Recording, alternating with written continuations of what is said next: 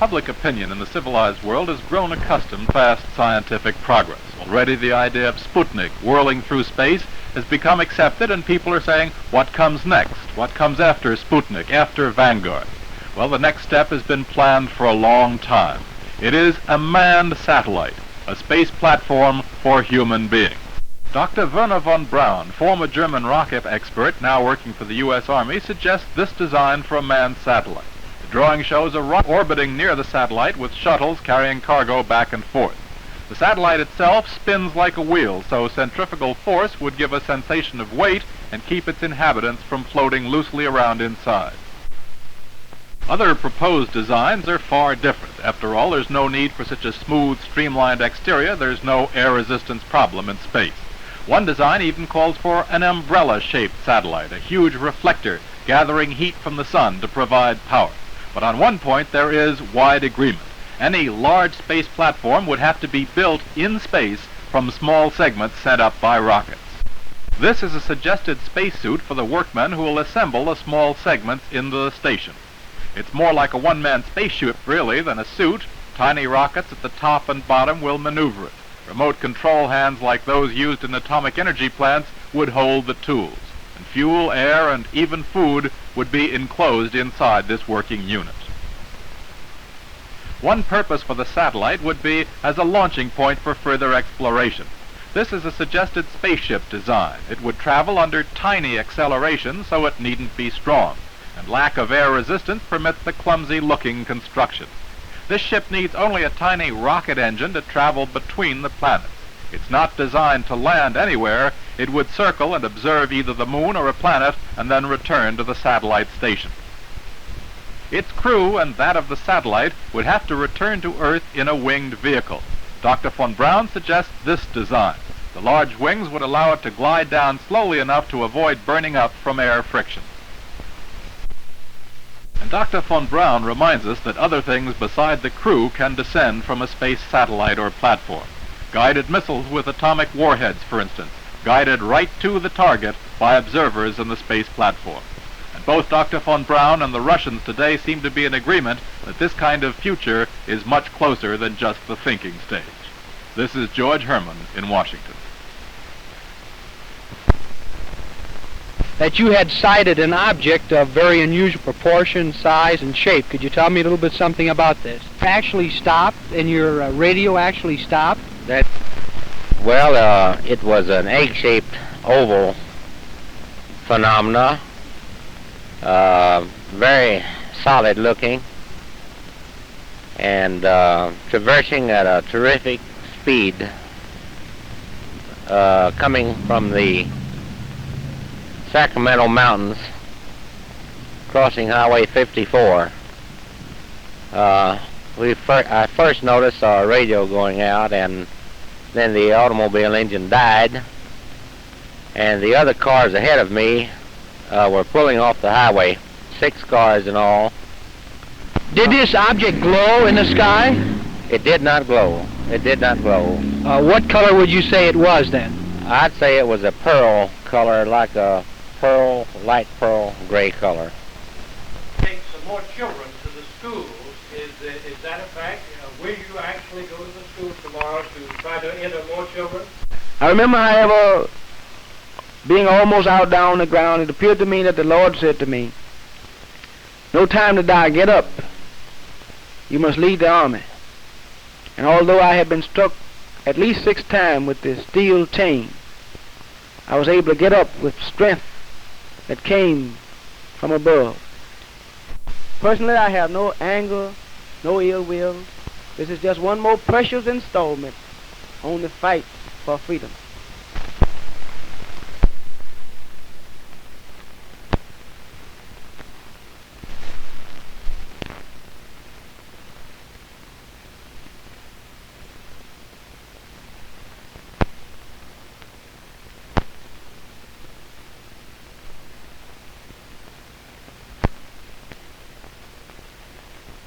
Where did you take off from as a final hop non-stop across the Pacific? George Air Force Base, California. So you flew from George Air Force Base to Clarksville, Manila, non-stop. That's right. And what do you think it proves? I think it proves that aircraft of the Tactical Air Command can get anywhere in the world and do a job of fighting if they have to in a mighty short order. In its nose cone right now is a 3¼ pound Earth satellite, which, if all goes well, will be orbiting around the Earth in about 12 minutes' time, keeping company with Explorer 2, the Army satellite, which was launched on January 31st. Now there's a vapor trail in the sky as the Vanguard has climbed up into the 40 and 50,000 foot limit, and the bird is almost out of sight, still climbing straight up. Everything apparently functioning perfectly.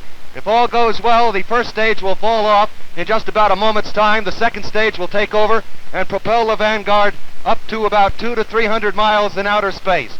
From that point, there will be a third stage firing with the nose cone horizontal to the Earth. If all goes well, then that tiny 3¼ pound ball will be in orbit. Now I can no longer see the Vanguard. It's out of sight. It will be some moments before we know whether this shoot has been successful, but in its first stages, everything is going perfectly. That's the story from Cape Canaveral. Now back to CBS News in New York. Okay. It's gone now. Actually, we're listening to the applause that we can see. Right now, the bird's out of sight. Hold on just a second.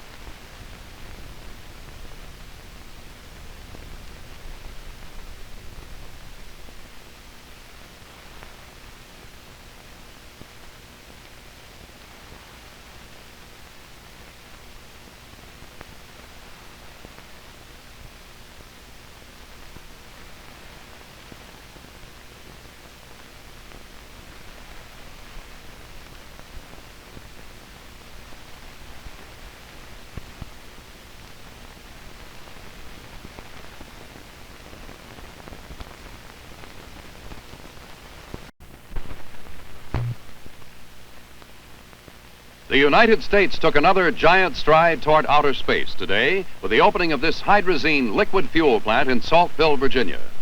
Built for the Air Force in a record 9 months by Olin Matheson Chemical Corporation, these miles of piping help manufacture a storable liquid fuel that will power the Titan II missile. This control panel virtually runs the entire plant.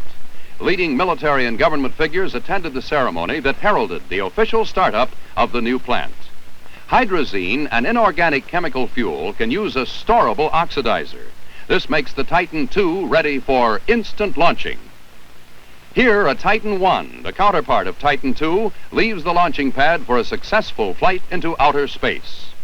Right now, plans are underway for this rocket to power Dinosaur. That's Martin's boost glide vehicle that will send an astronaut into orbit.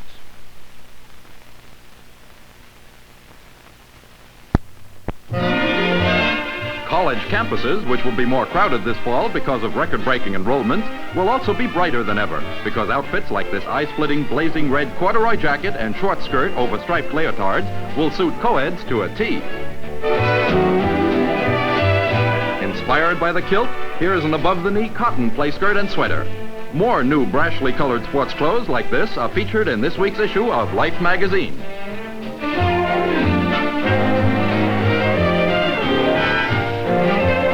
Out of this world is the description for these bold patterns. Within the traditional framework of Bermuda shorts and tapered slacks, designers have blown up Scotch plaids to horse blanket size.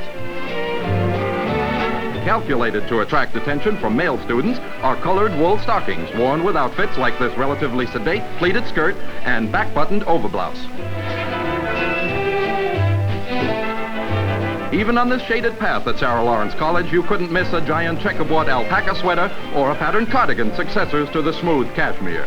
This autumn, Life magazine says, back to college fashions will practically shout to enliven the usually much quieter atmosphere of hallowed universities.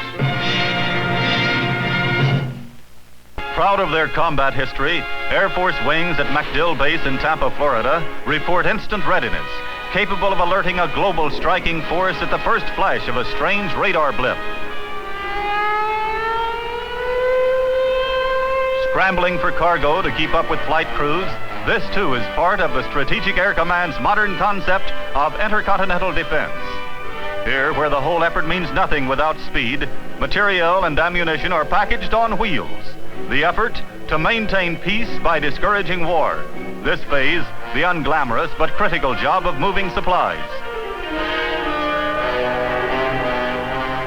To improve efficiency and gain precious time, the Air Force is contracted through A. Cressy & Son for 182 of these high-lift GMC trucks, the newest vehicle for loading SAC's long-range planes like this Strato tanker. The hoist mechanism can raise 18,000 pounds 13 feet in 20 seconds.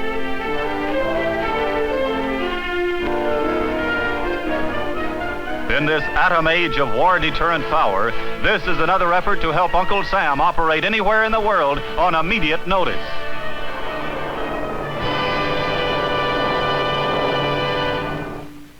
Gettability of a road can be tested in a much better way. With police escorts and a new kind of scientific trailer, highway officials can measure the skidding tendencies of different road surfaces. The invention is a significant aid to motoring safety, and yet the operation is remarkably simple, as you can see.